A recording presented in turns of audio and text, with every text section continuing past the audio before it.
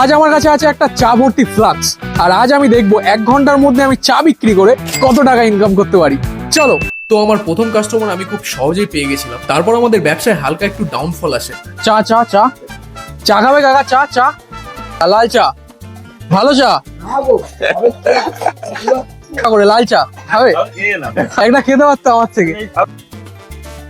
এখন আমাদের বাজারটা খুব একটা ভালো না, ঠিক আছে, বাজারটা হালকা খারাপ আছে মোটামুটি, হয়তো ব্যবসায় আমি নতুন তো তাই।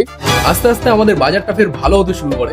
মানুষজন আমাদের থেকে লিটারালি চা কিনে খাচ্ছিল। তারপর কয়েকটা স্কুলে পড়া ছেলের সাথে আমার দেখা হয়। আমি যখন ওদেরকে চা খাওয়ার কথা বললাম, ওরা ভাবছিল আমি চাতে হয়তো কিছু মিশিয়ে দিয়েছি। একজন তো আমাকে বলছে যে আমার ভয় লাগছে। আরে বোকা, আমি খেয়ে দেখাবো, এতে কোনো কিছু মেশানো নেই রে পাগলা, ভয় লাগবে কেন?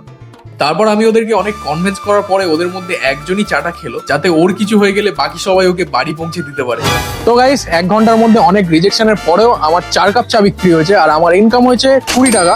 আর নেক্সট টাইম আমি কি বিক্রি করবো তোমরা নিচে কমেন্ট করো, আর সাবস্ক্রাইব করো এরকম আরো ভিডিও দেখার জন্য।